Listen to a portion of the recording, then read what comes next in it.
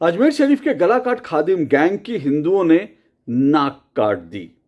जी हाँ, सुनने में थोड़ा अजीब लग रहा है ना, लेकिन ऐसा सचमुच हुआ है। कैसे नाक कटी ये मैं आपको बताऊंगा।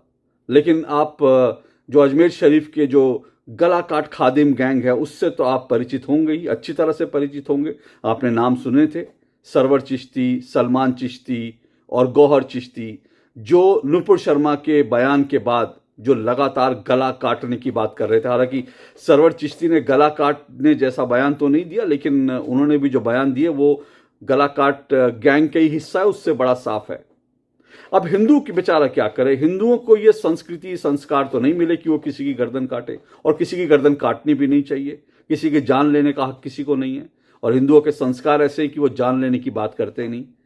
लेकिन हिंदू अगर एकजुट हो जाएं, अगर अपनी ताकत दिखाने लगें, तो क्या कुछ नहीं कर सकते।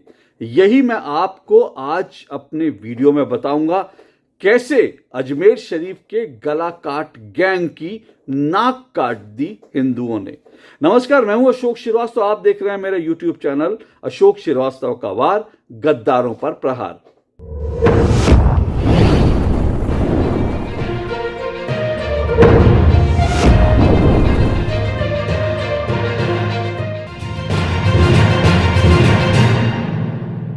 जरा पिछले कुछ दिनों के अखबार उठाइए और जरा अखबार के पन्ने पलटने शुरू कीजिए, या फिर सोशल मीडिया पे जाइए, इंटरनेट पे जाइए और वहां टाइप कीजिए दरगाह। जी हाँ, दरगाह टाइप कीजिए।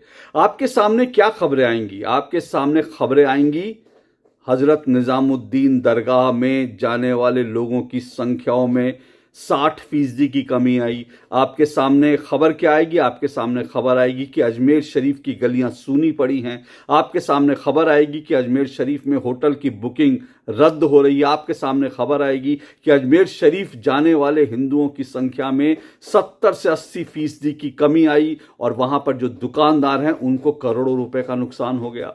ऐसी तमाम खबरें आपको सुनने को मिलेंगी, और ये खबर सिर्फ अजमेर शरीफ दरगाह से जुड़ी खबर आपको नहीं मिलेगी, बल्कि दिल्ली में हजरत निजामुद्दीन औलिया की जो दरगाह है उससे जुड़ी खबर भी आपको मिलेगी। और इतना ही नहीं, मुंबई में, जी हाँ, मुंबई में जो हाजी अली की दरगाह है उसके बारे में भी अगर आप खबर खंगालना शुरू करेंगे तो आपको ऐसी तमाम खबरें मिलेंगी कि किस तरह से ये जो तमाम दरगाह हैं, भारत में जो तमाम दरगाह हैं या जितनी भी दरगाह हैं, वहां पर जाने वाले लोगों की संख्या में किस तरह से अचानक से गिरावट आई है। धड़ाम से इनकी संख्या जो है, वहां जाने वाले श्रद्धालुओं की संख्या धड़ाम से नीचे गिर गई है। और ये एक बड़ी चोट है, क्योंकि बात सिर्फ इतनी नहीं कि वहां पर लोग जा नहीं रहे हैं, बल्कि बात इतनी ये बात बड़ी इसलिए है क्योंकि लोगों के ना जाने से यहां पर जो आय होती है, इन दरगाह में जो दरगाह के खादिम हैं, जो दरगाह के संचालक हैं और दरगाह के आसपास जो दुकानें लगा कर बैठते हैं, उनकी आय में बहुत बड़ी जो है गिरावट आ रही है।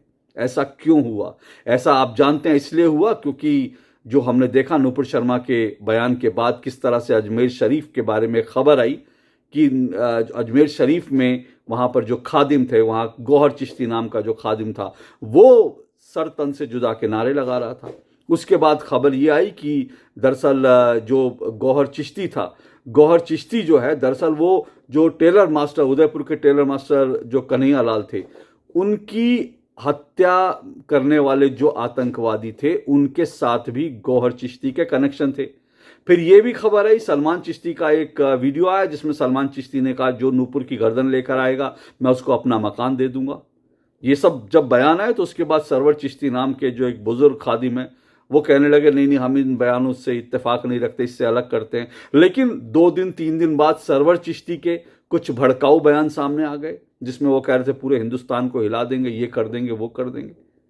और ये जब तमाम जब दरगाह से जुड़े हुए जो खादिम थे, इन खादिमों के जब ये तमाम बयान वायरल हुए, तो इसके बाद अचानक से जो देश भर में हिंदू हैं उनको लगा कि ये क्या हो रहा है। जिन दरगाहों पर हम सजदा करने जाते हैं, जहां हम सांप्रदायिक सौहार्द की बात करते हैं, जहां हम जाकर चादर चढ़ाते हैं, हम ये भी नहीं देखते, हम अपने मंदिर ना जाकर बल्कि दरगाह में जाते हैं। उन तमाम हिंदुओं को अचानक से रियलाइज हुआ कि ये लोग कौन हैं, ये कैसे लोग हैं कि हम वहां जाते हैं, चादर चढ़ाते हैं, अपना गर्दन झुकाते हैं और ये गर्दन काटने की बात कर रहे हैं। किसी ने नहीं कहा कि इन दरगाहों का बॉयकॉट होना चाहिए, किसी ने नहीं कहा, कोई कोई कोई इस तरह की कोई मुहिम नहीं चली। लेकिन अचानक से हमने देखा, खबरें आने लगी और उसके बाद जो लोग जा रहे हैं, जहां पर जा रहे हैं, उन्होंने तमाम जानकारी दी। वहां पे जो आई विटनेस है उन्होंने बताया कि अजमेर शरीफ में जाने वाले जो श्रद्धालु हैं, जो हिंदू हैं, उनकी संख्या में करीब करीब 60 से 80% की गिरावट आई है। 60 से 80% की। जहां एक तरफ इस दरगाह में लाखों लोग, हजारों लोग रोज जाते थे, वहां पर अब देख रहे हैं कि वहां पर जाने वालों की संख्या जो है एकदम से गिर गई है। वहां की गलियां सुनी, ऐसी तमाम वीडियो तस्वीर आए। मैं ऐसी कुछ तस्वीरें आपको यहां पर दिखाऊंगा अभी। और ये भी खबर आई फिर उसके बाद कि जो यहाँ पर जो आसपास इस दरगाह, अजमेर शरीफ दरगाह जो है, उसके आसपास करीब करीब 10,000 दुकानें हैं। 10,000 दुकानें हैं। इन दुकानों की जो बिक्री है उसमें 90%, ध्यान से सुनिएगा, 90% की गिरावट आई है उनकी बिक्री में, उनकी कमाई में। आप सोचिए, 90%, यानी जो दुकानदार एक महीने में 1 लाख रुपए कमाता था, आज वो सिर्फ 10,000 रुपए कमा रहा है। 90% की कमी आई है। अब तक ये बताया जा रहा है, जो अनुमान है मोटे तौर पर जो मीडिया ने अनुमान लगाए हैं वो ये है कि 50 से 60 करोड़ का नुकसान अब तक हो चुका है अजमेर शरीफ और उसके आसपास जो तमाम धंधे चलते थे। 50 से 60 करोड़ का नुकसान अकेले, मैंने आपको पहले भी बताया था, अकेले अजमेर शरीफ दरगाह को साल में 200 करोड़ रुपए की कमाई होती है, 200 करोड़ रुपए की। और अभी जो है 50 से 60 करोड़ का नुकसान हो चुका अभी तक। इसमें सिर्फ दरगाह की नहीं बल्कि आसपास की दुकानों की भी अगर बात करें, उनकी मैं बात कर रहा हूं। तो जाहिर सी बात है, अगर ये सब सिलसिला चलता रहेगा तो हो सकता है इस साल के अंत तक अजमेर शरीफ जो जहां पर 200 करोड़ की कमाई होती थी, हो सकता है उनकी कमाई आधी या उससे भी कम रह जाए। ये हिंदुओं की ताकत है। ये आतंकवाद के खिलाफ हिंदुओं ने जिस तरह से बिगुल बजाया है, आतंकवाद के खिलाफ, गर्दन काट गैंग के खिलाफ जो उन्होंने आवाज उठाई है, ये उसका सबसे बड़ा सबूत है। होटल्स की बुकिंग वहां रद्द हो रही है। जी हाँ, अजमेर शरीफ में जो तमाम होटल्स है उनकी बुकिंग रद्द हो रही है, धड़ल्ले से बुकिंग रद्द हो रही है। 90% तक होटल्स की बुकिंग रद्द हुई है। जहां पर होटल में, वहां पर किसी होटल में 15 कमरे हैं, वहां पर अगर 15 में से जो है 13-14 कमरे हमेशा बुक रहते थे, तो आज वहां पर 12-13-14 कमरे खाली पड़े हैं, कोई बुकिंग नहीं है, बुकिंग रद्द हो रही है। यह अजमेर शरीफ की हालत है। इसी तरह से निज़ामुद्दीन में भी हो रहा है। निज़ामुद्दीन औलिया, ये माना जाता है, कहा जाता है कि जिसको अजमेर शरीफ जाना हो पहले वो निज़ामुद्दीन औलिया जाता है, वहां सजदा करता है। अब निज़ामुद्दीन औलिया का डायरेक्ट कोई लिंक नहीं है, मतलब डायरेक्ट ये गलाकाट गैंग से निज़ामुद्दीन दरगाह का कोई नहीं जुड़ा। लेकिन यहां पर भी स्थिति क्या है, यहां पर भी जो जाने वाले लोग हैं उनकी संख्या में 50 से 60% की कमी आई है। वहां जो बाहर फूल वाले बैठते हैं, चादर वाले बैठते हैं, वो सब कह रहे हैं कि हमारी कमाई अचानक से कम हो गई है और इस तरह की चीजें नहीं होनी चाहिए। उधर अगर मैं मुंबई की बात करूं, मुंबई में 2 बड़ी दरगाह हैं, एक हाजी अली की, एक माहिम की दरगाह है। उन दोनों जगह के बारे में हालांकि वहां से जो मीडिया रिपोर्ट्स आई है, वहां के जो लोग हैं खादी में, वो कह रहे हैं यहाँ आने वालों की संख्या में कमी नहीं आई है। मुझे नहीं मालूम ये बात कितनी सच है, लेकिन बड़ी बात यह है कि वो ये मान रहे हैं कि यहाँ पर जो चढ़ावा आता था, जो यहाँ पर डोनेशन दी जाती थी, उसमें 25 से 30% की कमी आ गई है। ये एक जो है बड़ी एक ताकत दिखा रहा है। ये दिखा रहा है कि कैसे अगर हिंदू किसी चीज के खिलाफ खड़ा हो जाए तो क्या कुछ नहीं कर सकता। ये हिंदुओं की संयुक्त ताकत का एक जो है एक उदाहरण है। कुछ कहने की जरूरत नहीं, किसी से कुछ कहने की जरूरत नहीं, कोई बॉयकॉट कॉल करने की जरूरत नहीं, कोई गर्दन काटने की जरूरत नहीं।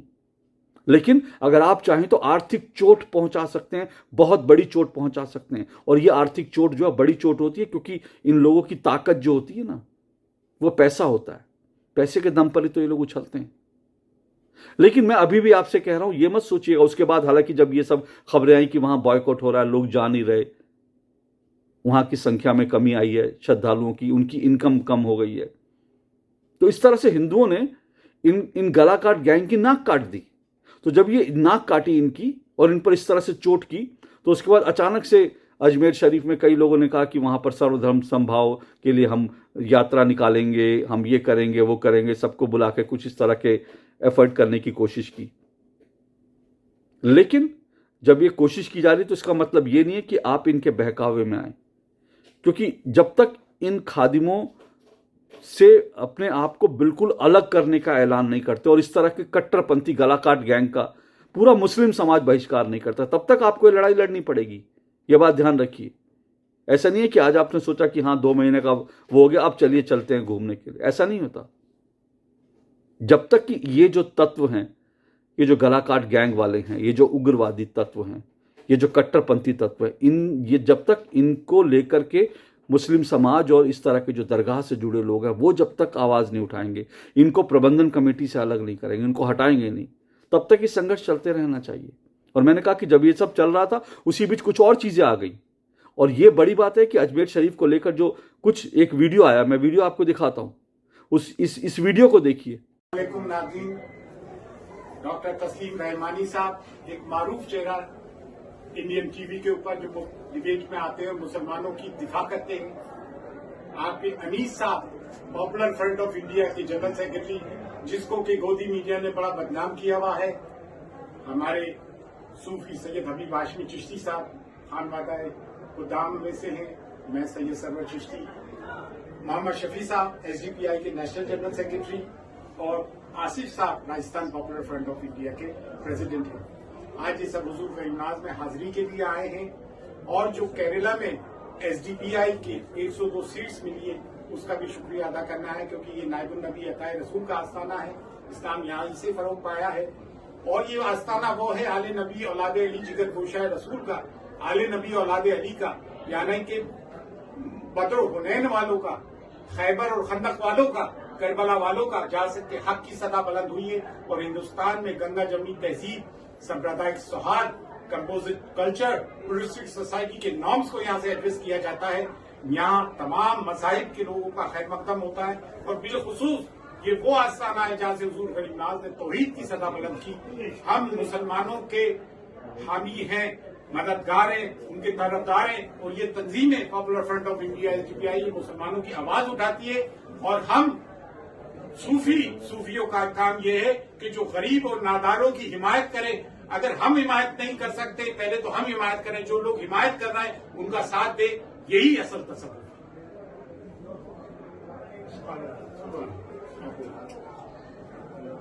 देखिए, आपने आज हाजिर हुए हैं, ये एक ऐसा मकाम है जो रूहानियत का भी मरकज है और इत्तेहाद का भी मरकज है।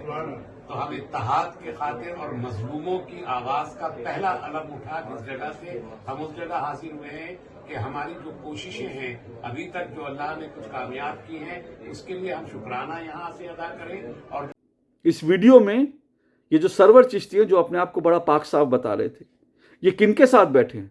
ये सरवर चिश्ती पीएफआई और एसडीपीआई के लोगों के साथ बैठे। ये पीएफआई क्या है? पॉपुलर फ्रंट ऑफ इंडिया, जिसका अभी दस्तावेज पकड़ा गया, जो 2047 तक भारत को इस्लामी देश बनाना चाहता है। तो उस जो है पीएफआई के साथ सरवर चिश्ती बैठे हैं। ये अजमेर शरीफ के अंदर का वीडियो है, और यहां पर तस्लीम रहमानी भी बैठा और एसडीपीआई और पीएफआई के नेता बैठे हैं। ये तस्लीम रहमानी कौन है? तस्लीम रहमानी वही है जिसने नूपुर शर्मा को भड़काया था, महादेव का अपमान किया था, जिससे भड़कने के बाद नूपुर शर्मा ने विवादित बयान दिया था। ये वही है। तो आप ये देखिए कि पीएफआई के साथ एसडीपीआई, जैसे पीएफआई एसडीपीआई कट्टरपंथी संगठनों के साथ सरवर चिश्ती, जो यहाँ का एक जो है कमेटी का एक चेयरमैन है, उसके पुराने संबंध है। और यही नहीं, नूपुर शर्मा के बयान से कहीं पहले जब पीएफआई ने राजस्थान में अपनी रैली निकाली थी, उस रैली में भी सरवर चिश्ती शामिल था, उसका भी वीडियो सामने आ गया। यानी कि ये कट्टरपंथी तत्व वहां पर ऑलरेडी बैठे हुए थे। और एक बड़ी बात आपको बता देता हूं, इसी सरवर चिश्ती का एक और बयान सामने आया है, और वो बयान करीब करीब 10 साल पहले का है।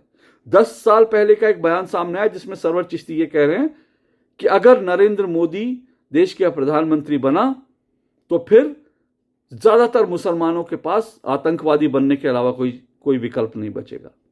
आप सोचिए कि कितना जहर भरा है इस आदमी के मन में, इस आदमी के दिमाग में। तो ऐसे जहर भरे लोगों से, ऐसे जहर भरे और गला काट गैंग से जब तक मुस्लिम समाज अपने आप को अलग नहीं करता, जब तक ये जो दरगाह में बैठे लोग हैं, दरगाह की जो प्रबंधक कमेटी हैं, जब तक इनका पूरी तरह से बहिष्कार करके इनका सार्वजनिक रूप से खंडन नहीं करती और कहती कि हम इनसे कोई ताल्लुकात नहीं रखेंगे और ऐसा करने वाले किसी भी आदमी को हम तुरंत बाहर कर देंगे, जब तक ऐसा नहीं कहती तब तक मुझे लगता है कि ये जो संघर्ष है, ये जो आवाज हिंदुओं ने उठाई है, ये आवाज उठती रहनी चाहिए। ताकत आपके पास है, मत भूलिए, ताकत आपके पास है। इस ताकत का इस्तेमाल आपको कैसे करना है ये आपको सोचना है। आज के लिए इतना ही। आपको मेरा वीडियो कैसा लगा जरूर बताइएगा। नमस्कार।